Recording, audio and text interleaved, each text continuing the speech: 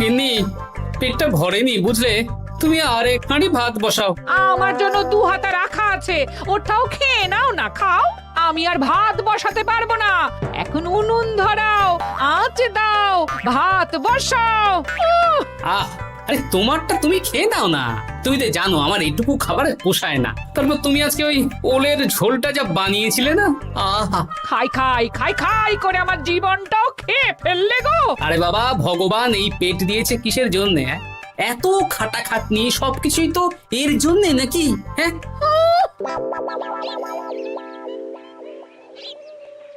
দাদু, অনেকদিন ভূতের গল্প শুনিনি, আজকে আমরা ভূতের গল্প শুনবো। বেশ, শোন তাহলে। আমাদের রাজ্যে আজ থেকে বেশ অনেক বছর আগে একটা খুব পেটুক লোক থাকতো। তোমার মতন পেটুক? বলতে পারিস, কিন্তু ওর গিন্নি ওকে ভালো মতো খেতে দিত না। তাই একদিন না খেয়ে খেয়ে অক্কা পায় আর ভূত হয়ে এদিক সেদিক ঘুরতে থাকে। তারপর কি হলো দাদু? তারপর তো সে এক মজার ব্যাপার। ভূতকে ওর গিন্নি চোখে দেখতে পেত না, তাই সেই পেটুক ভূত কিছুদিন পর থেকে গিন্নির উপর হুজ্জুতি শুরু করলো। কিরকম হুজ্জুতি দাদু? গিন্নি যা রান্না করতো সব চুরি করে খেয়ে নিত। এই এসব উল্টো পাল্টা কথা বলে আমাকে ভয় দেখাতে পারবে না। হ্যাঁ, এই যে তোরা চটপট খেয়ে নে, নইলে তোদের দাদু আবার ভাগ বসাবে রে। খা। আচ্ছা দিদা। এই শোনো না, তুমি আমার জন্যেও আরো কয়েকটা বেগুনি ভাজো। হ্যাঁ, এই তো একটু আগে 4টে বেগুনি আর 1 বাটি মুড়ি দিলাম। হ্যাঁ, আরে সেগুলো তো পেটের কোন কোনায় হারিয়ে গেছে গিন্নি। তুমি ভাবো আমিও হারিয়ে গেছি? বেশি খিদে পেলে নিজে রান্না করে খাও। আর সে তুমি না থাকলে আমি রান্না করেই খেতাম। দিদা, দাদু কিন্তু তোমাকে চলে যেতে বললো। কি বললে? আমি চলে যাব? আরে তাহলে তাই হবে। এই গুলটে, তুই এসব কি বলছিস বলতো? গুছিয়ে বিদায় নিচ্ছি। আরে আরে আরে, কোথায় চলে যেতে বললাম গিন্নি? হয়েছি আর না, আজকে আমি বাপের বাড়ি চলে যাব। হ্যাঁ, এই দেখো, আমি কোথায় চলে যেতে বললাম? তোমার মনের কথা আমি বুঝে গেছি। এই দেখো, থাকবো না এই পোড়ার মুখ সংসারে। লক্ষ্মী সোনা রাগ করেছে। হাওয়া গরম আছে, চল এখান থেকে বেগুনি নিয়ে এখন কেটে পড়ি।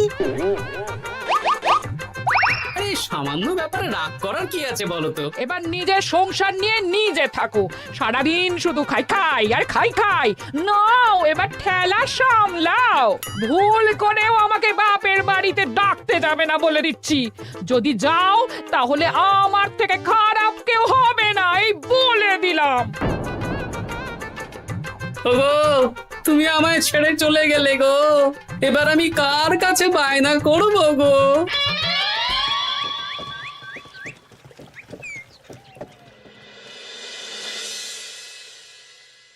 কিরে, তুই একা একা? জামাই কোথায়? তোমাদের জামাইকে ছেড়ে চলে এসেছি। এ মা, তুমি কি থাকতে দেবে না আমি চলে যাব? এসব আবার কি কথা বলছিস তুই? হ্যাঁ, এ তো তোরও বাড়ি। আমাদের ভাত ডাল জুটলে তোরও জুটবে। কি হয়েছে রে দিদি? দিন রাত খেটে খেটে কয়লার মতো পুড়ে যাচ্ছি, আর ওনার বায়না শেষ নেই। সারাদিন শুধু খাই খাই আর খাই খাই। এবার বুঝবে জামাই বাবু। হ্যাঁ, নিজে হাত পুড়িয়ে রান্না করার ঠেলা।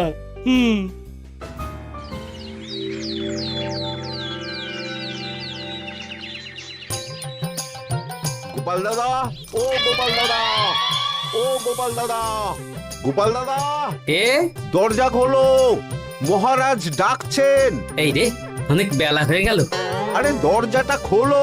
যাচ্ছি যাচ্ছি। আরে আজকে তো গ্রামের সেচ প্রকল্প নিয়ে আলোচনা আছে, মহারাজ তাই তোমাকে ডাকছেন। মুখ হাত ধুয়ে যাচ্ছি।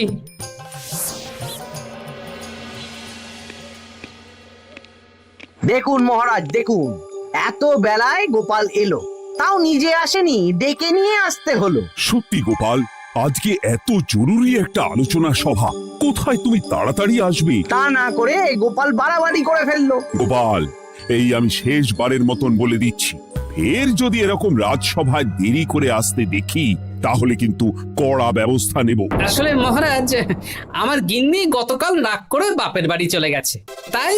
বেশ হয়েছে। আচ্ছা, যে জন্য আজকের আলোচনা সভা ডাকা হয়েছে সেটা হলো আমাদের রাজ্যের দক্ষিণে একটা সেচের জন্য পুকুর খনন করা হচ্ছে। এ তো খুব ভালো কথা মহারাজ। দক্ষিণের চাষি ভাইরা অনেক দিন ধরে জলের সমস্যায় ভুগছিল, এবার একটা সুরাহা হবে। কিন্তু এটার জন্য তোমাদের বেতন কয়েক মাস কম পাবে তোমরা। একে কেন মহারাজ? তোমার তো এখন একজনের সংসার গোপাল, তোমার আবার চিন্তা কিসে? তাহলেও সেচের জন্য পুকুর খোঁড়া হবে, তার সাথে আমাদের বেতনের কি সম্পর্ক? কারণ ভাড়ারের অবস্থা খুব একটা ভালো নয়, তাই আগামী 3 মাস তোমাদের বেতন 5 মোহর করে কম দেওয়া হবে। হ্যাঁ? হ্যাঁ নয় হ্যাঁ। আর ওই 3 মাসের কেটে নেওয়া বেতন চতুর্থ মাসের বেতনের সঙ্গে যোগ করে দেওয়া হবে।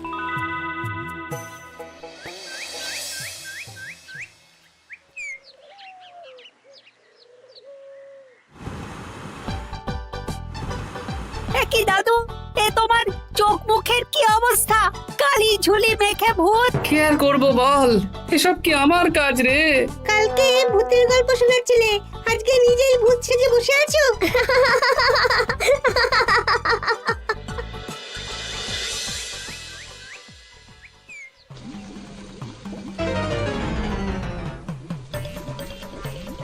এই রে, ভাতগুলো পড়ে গেছে।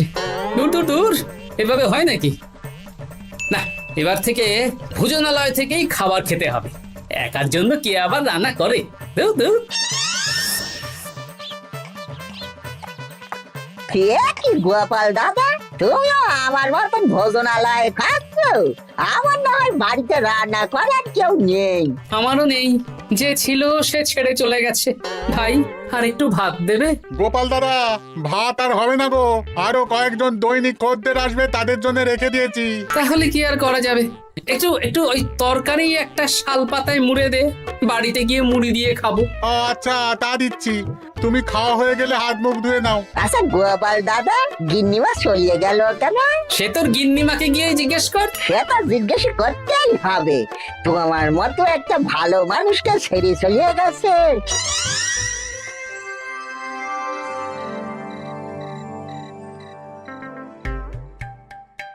এসো এসো।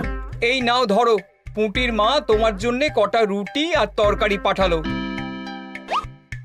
শুনলাম তুমি বাইরে ভোজনালয় খাচ্ছ। কি আর করবো বলো, একদিনই ঘর দুয়ারের একই অবস্থা করেছো গো গোপাল দাদা।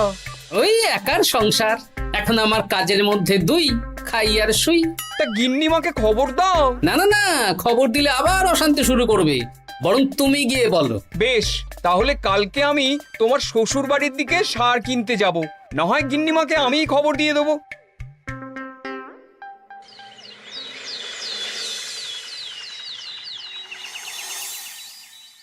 বাড়ি ঘর গোছালো, তাতে আমি কি করতে পারি?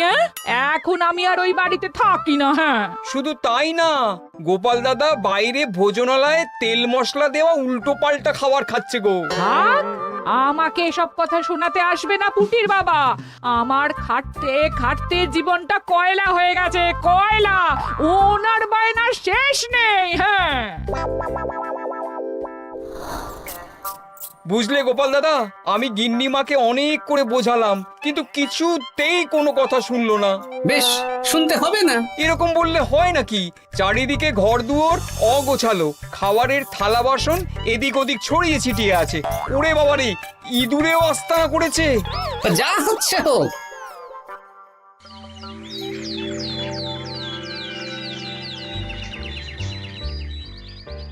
ভোলা, আটটা কচুরি দাও তো ঝটপট, খেয়ে রাত সভায় চলে যাব। এই নাও। ও গোপাল দাদা, শুনলাম নাকি গিন্নিমা বাড়ি ছেড়ে চলে গেছেন? হ্যাঁ, ঠিকই শুনেছো। তাই বাইরের খাবার খেয়ে কতদিন কাটাবে? এভাবে তো তোমার শরীর খারাপ করবে। ওই শরীরের নাম মহাশয়, যা সবে তাই সয়। রান্না বান্না করছো বাড়িতে? না, রান্না করার লোক নেই, আর আমার দ্বারা ওসব কালিঝুলি মাখাও সম্ভব না। দেখো গোপাল দাদা, এই রোজ রোজ বাইরের খাবার খাওয়া ভালো নয়। ভাবছি আরেকটা বিয়ে করব। হ্যাঁ, বলো কি? গিন্নিমা জানলে তো? জানলে জানুক, ও তো এখন আর আমার কেউ নয়। গোপাল দাদা আরেকটা বিয়ে করবে? না না না না না, গিন্নিমাকে বলতেই হবে ব্যাপারটা।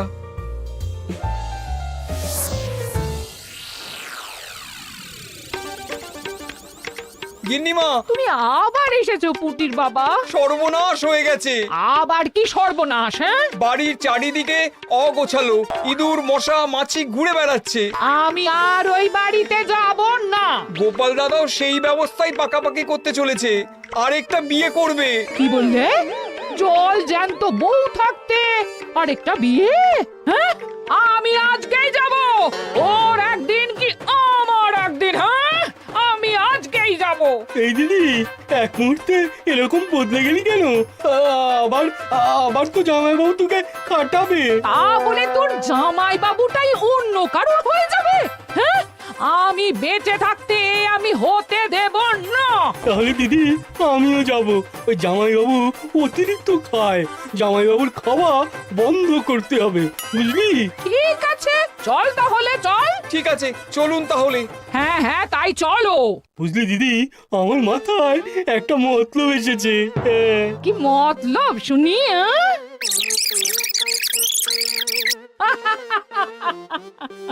এই বেশ তো বেশ, এতে যদি তোর জামাই বাবুর অতিরিক্ত খাওয়া কমে তাহলে তো ভালোই কথা। হ্যাঁ, কিন্তু খুব সাবধান, গোপাল দাদার নজর কিন্তু বাজ পাখির নজর। তাহলে যাওয়ার পথে একটা সাজঘর হয়ে যেতে হবে। হ্যাঁ, তাড়াতাড়ি চলুন, রাতে মনে হয় ঝেঁপে বৃষ্টি হবে। কই গো, বলি কোথায় গেলে? এ কি, আমি তো বেশ ভালোই ছিলাম, তা তুমি আবার ফিরে এলে কেন? আমি বেঁচে থাকতে তুমি আবার বিয়ে করবে? ওসব চলবে না। আমি এক সাধক বাবাকে নিয়ে এসেছি, তোমার সব ভীমরতি ইনি ছড়িয়ে দেবেন। হ্যাঁ, আজকে থেকে তোমার অতিরিক্ত খাওয়া দাওয়া বন্ধ করার দায়িত্ব এনার। যা বাবা,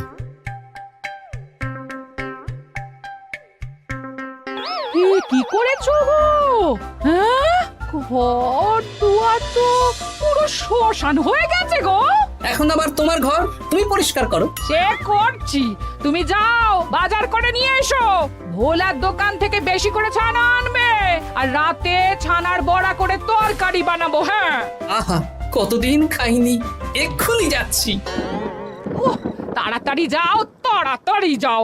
মেঘ ডাকছে, রাতে বৃষ্টি হবে। আমি এই ঘর গুছিয়ে রান্না বসাচ্ছি গো। বলো কি গোপাল দাদা, গিন্নিমা ফিরে এসেছেন? হ্যাঁ, সকালে তোমার দোকানে বলেছিলাম না বিয়ে করব, সেটা নিশ্চয়ই কেউ শুনে গিন্নির কানে দিয়েছে। ব্যাস, ঘরের বউ ঘরে চলে এলো। সকালে যখন তোমাকে আমি ওই কচুরি দিচ্ছিলাম, তখন তো ওই পুঁটির বাবাকে দোকানের সামনে দিয়ে হেঁটে যেতে দেখেছিলাম। তাহলে পুঁটির বাবাই খবর দিয়েছে, ভালোই হয়েছে। যাই হোক, আমাকে ওই 500 গ্রাম মতো ছানা দাও তো, গিন্নি ছানার বড়া দিয়ে তরকারি করবে। ভালো তো, ভালো তো, তোমরা ওই কর্তা গিন্নি একসাথে খাবে। আবার কোন সাধককে নিয়ে এসেছে যে আবার খাবার খাওয়া নিয়ন্ত্রণ করবে? দেখো কি করে তোমাকে সামলায়। এই নাও।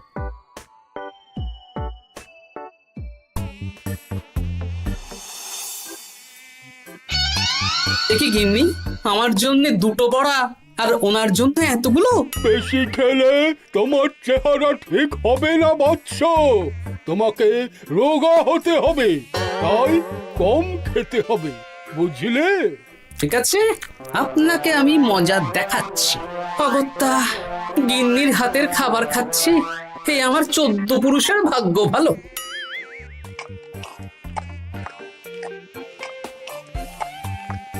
বাবা, আপনাকে আরেকটু তরকারি দিই বাবা? দে মা, দে। আমাকে দাও। একদম না, বলেছি না তোকে রোগা হতে হবে। হ্যাঁ, কি মশা রে তোদের বাড়িতে। আরে রে, নকল গুফ, মশা যাওয়ার আগে আপনাকে আমি তাড়াবো। এই কদিন চারদিকে সব ছড়িয়ে ছিটিয়ে নোংরা করেছে, মশা মাছি এত তাড়াতাড়ি যাবে না। হ্যাঁ, আমার খাওয়া হয়ে গেছে, আমি উঠলাম। আপনি ভালো করে খান, কেমন?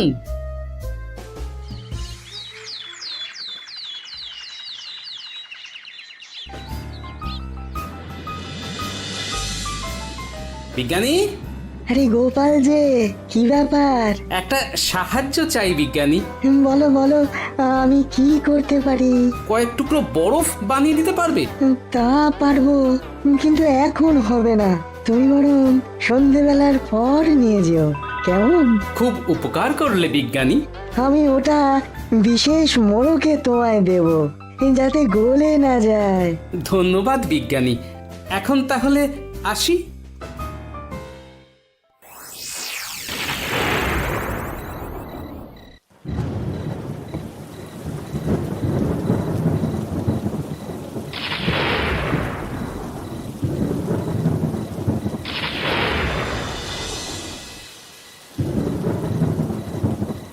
ভালো করেছিস বাবা, যা মশার উৎপাত, মশারি ছাড়া ঘুমোনো যাবে না। কথায় আছে সেবাই পরম ধর্ম, তাই একটু ধর্মকর্ম করছি আর কি।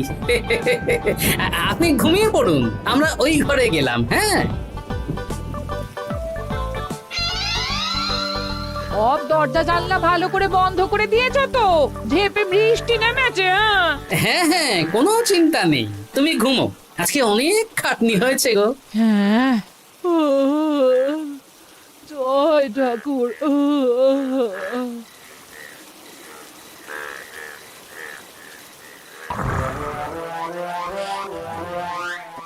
এই তো গিন্নিও ঘুমিয়েছে, এবার আসল কাজ শুরু হবে।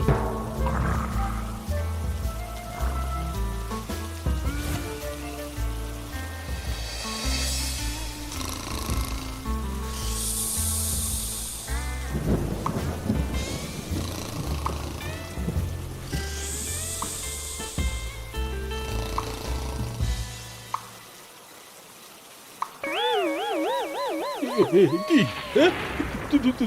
জল পড়ছে কেন? চাল ফুটো হয়ে গেল নাকি? এত রাতে দিদিকে ডাকা ঠিক হবে না। আরে আরে কি মুশকিল, এখনই জল পড়ছে। আরে দূর দূর।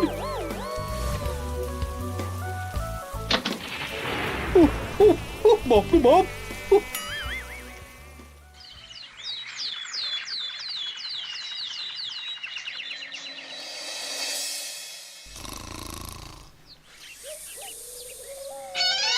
সুপ্রভাত।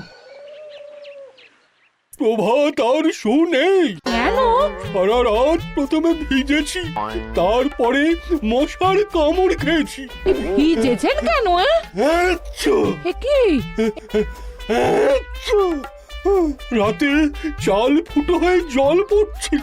আচ্ছা। বাবা, খুব ঠান্ডা লেগেছে। একটু একটু মধু আর তুলসী পাতা দে, একটু খাই। এই দিচ্ছি বাবা। এ হতেই পারে না, কদিন আগেই তো চাল সারিয়েছি। ঘরের মধ্যে তাহলে জল এলো কি করে? ঠিক যেভাবে আপনার নাকের নিচে নকল গোঁফ এসেছে শ্যালক বাবু, ঠিক সেইভাবেই। এই রে, হয়ে গেল। দাড়িটাও তো নকল। না মানে আমি বুঝিয়ে বলছি গোপাল, তুমি তো একটু বেশি করে খাও, তাই আমি ভেবেছিলাম ওই তোমার যাতে খাওয়াটা একটু কমে, তাহলে আমার দিদির খাটনিটা একটু কমবে। খাটনি কমাতে তো আপনি আসেননি, উল্টে আপনি নিজে ছলে বলে খাচ্ছিলেন। অতিথি হিসেবে এলে নিশ্চয়ই খাওয়াতাম, কিন্তু এটা আপনি ঠিক করেননি। ওগো, ও তো আমার ভালোর জন্যই করেছে। তুমি আমার বিবাহিত স্ত্রী, ও এখন তৃতীয় ব্যক্তি, তুমি ওর কথা কেন শুনবে? হ্যাঁ, প্রথমে বাচ্চাগুলো মস্করা করলো, সেই শুনে তুমি চলে গেলে। হ্যাঁ, ওরা তৃতীয় ব্যক্তি, ওদের কথায় কান দিলে। তারপর পুঁটির বাবার কথা শুনে বিশ্বাস করলে আমি সত্যিই বিয়ে করছি। হ্যাঁ, এই জন্যই তো চলে এলাম। হ্যাঁ, এখানে পুঁটির বাবাও তৃতীয় ব্যক্তি, আর তারপর শ্যালক বাবুর কথায় আমাকে কম খেতে দিচ্ছ, আর উনিও তৃতীয় ব্যক্তি। ইয়ে, না মানে? হ্যাঁ মানে না মানে কিছু না। যখনই সংসারে স্বামী স্ত্রীর মাঝে তৃতীয় ব্যক্তি প্রবেশ করবে, তখনই অশান্তি হবে। নিজেদের সমস্যা আমরা নিজেরাই ঠিক করে নেব। আচ্ছা গো, আচ্ছা ঠিক আছে, আর কোনো বাইরের লোকের কথা শুনবো না। এবার বলো তো, ছাদ থেকে জল পড়ার ব্যাপারটা কি? ওটা তো কাল রাতে মশারির উপরে বরফ রেখেছিলাম, আর সারা রাত ধরে বরফের জল শ্যালক বাবুর গায়ে পড়েছে। ছাদ ঠিকই আছে গিন্নি। হ্যাঁ নয় হ্যাঁ। কাল যখন খাবার খাওয়ার সময় দেখলাম আপনার গোঁফ খুলে যাচ্ছিল, আপনি ঠিক করলেন, তখনই একটা সন্দেহ হয়। ওরে ওরে গোপাল, আমি আর তোমাদের কর্তা গিন্নির